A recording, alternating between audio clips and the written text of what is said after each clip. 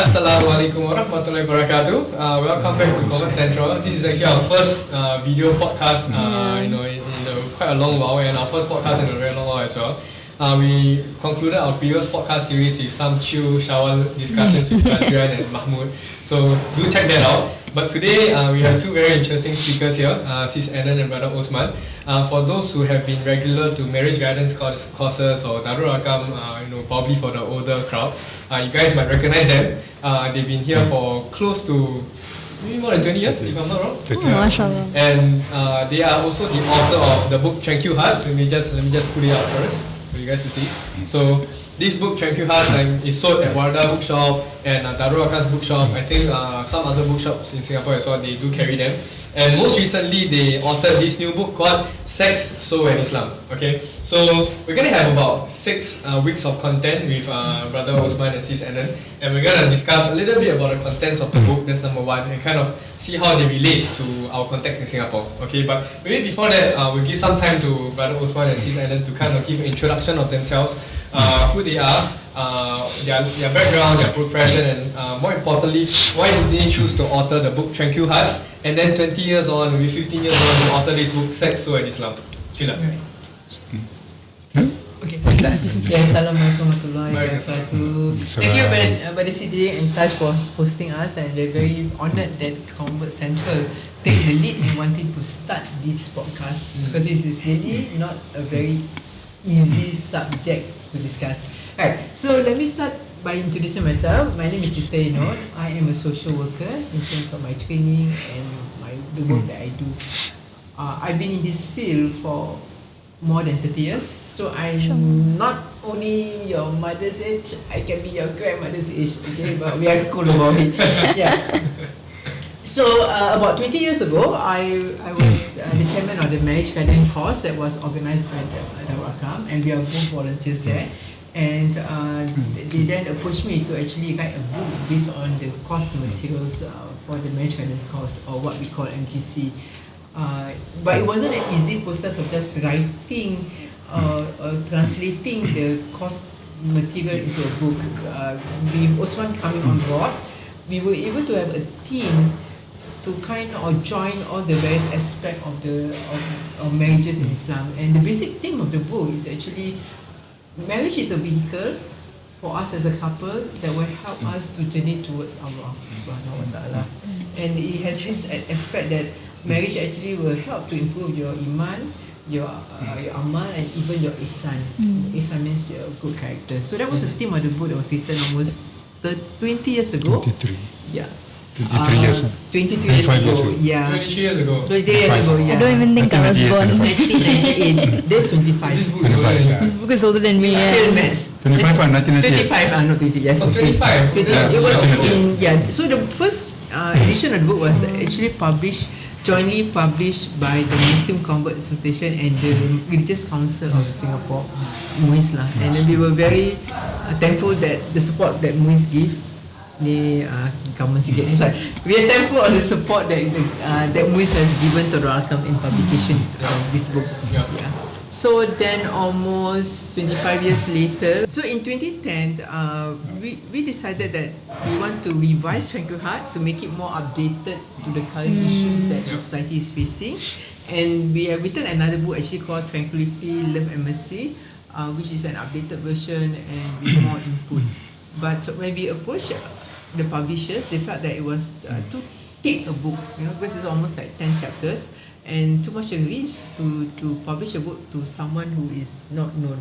Even though Tranquil Heart has received good review, it wasn't actively published or promoted and distributed worldwide, because I think for the account, the priority is working with the convert, so promoting of the book wasn't very important for them, and we are fine with that.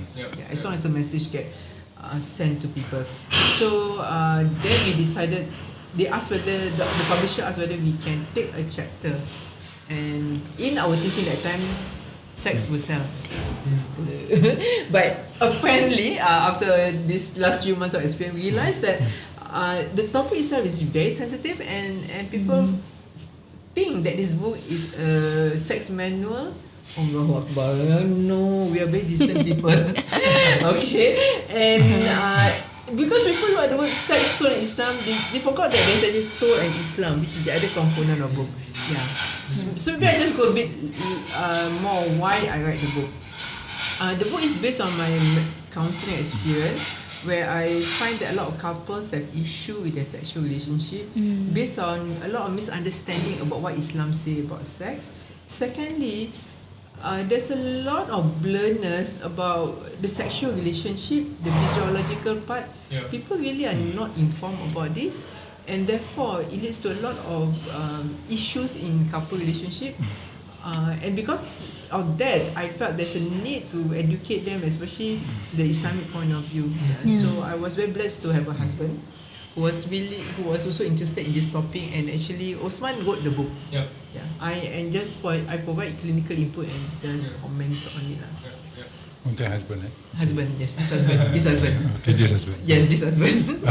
Another aspect, another reason why we wanted to write the book, actually, because while we were active in marital counselling, we were looking for literature that can amalgamate these three aspects, which we think are necessary for modern Muslims, modern contemporary Muslims living in cosmopolitan environment to appreciate the traditional Islamic sexual teaching. And these three aspects are the Islamic teaching itself, the hukum hakam, the adabs and so forth.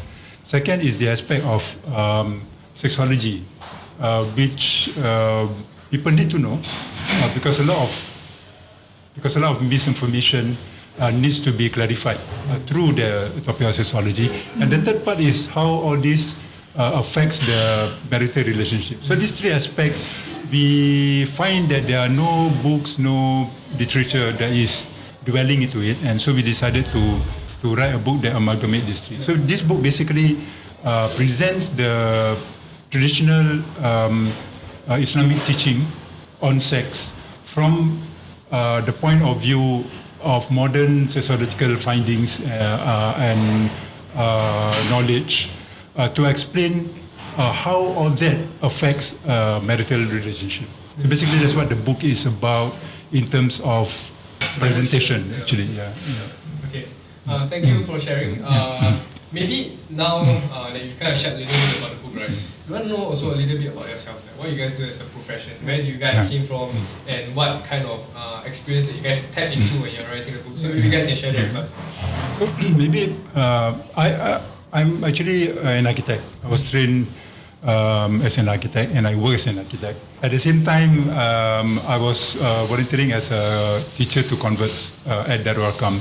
I taught the beginners class, and at the same time, I was also one of the lecturers in the marriage gardens course, which are specifically designed for converts. So actually, knowing I had a good career, and based on that, I should have stayed in my career.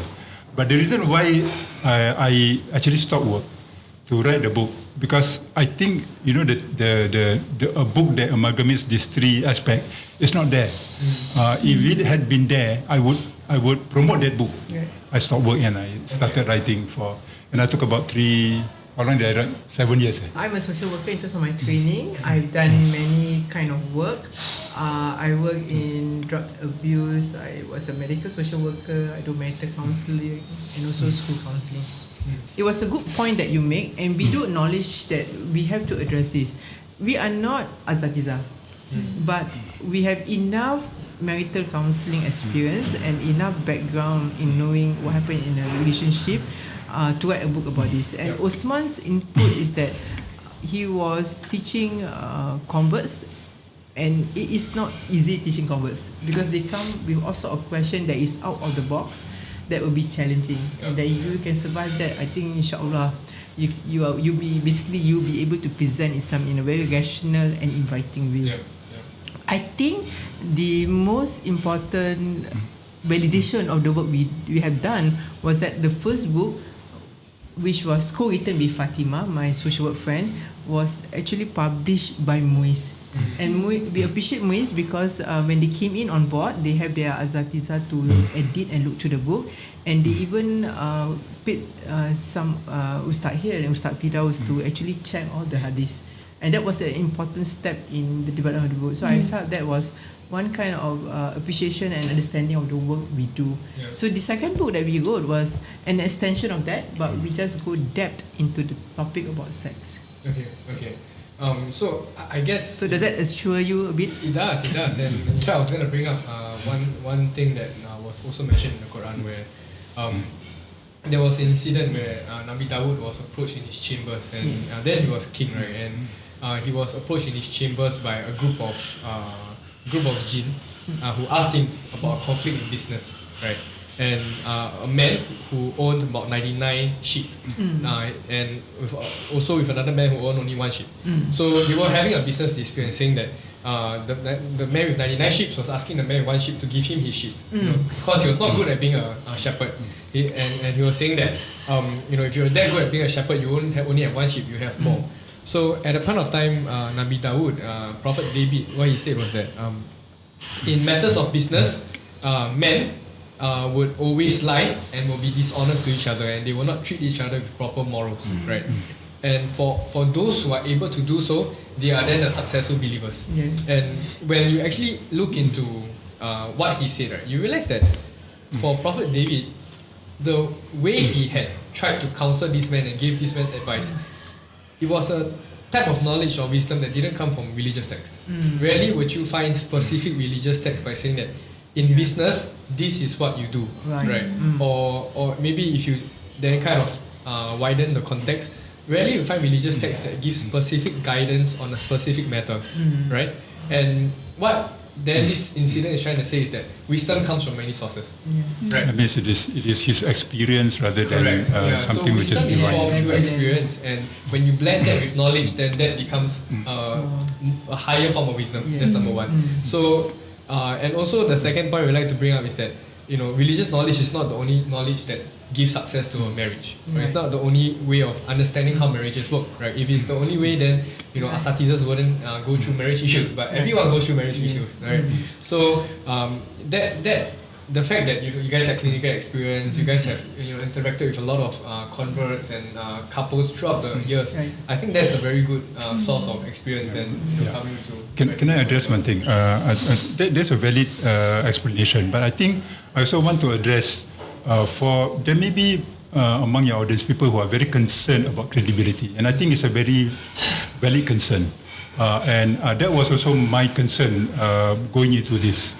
The question is, can you read this book? Is there a basis for you to read a book on Islam? Because the title says "An Islam," written by somebody who is not officially trained teacher. Let me put it this way. The Islamic requirement for believing in something is not your credentials. It is actually written in Suratul Kahfi, the 6th or the 5th ayat, which says that if a fasik comes to you, if ja'akum fasikum binaba'in fatabayanu, if a fasik comes to you with news, you can consider me as a fasik, because at this point, since you are doubting my credibility, you cannot take me as an alima. I'm a fasik. Okay, I come to you with news. This thing at this point is news to you. You cannot consider this as ilm, because you have not taken me as as credible. So what the Quran says is, if a fasik comes to you with news, what did he say? Allah didn't say go and check his paper qualification, go and check which university he went to, go and check which guru he went to, which teacher. What he says is fatabayanu, find and clarify the evidence. So what we do in this book, actually, you will see that this book is heavily footnoted.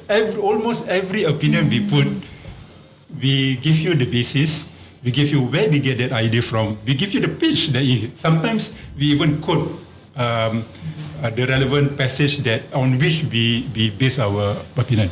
So for those who are really concerned about credibility, I share that concern.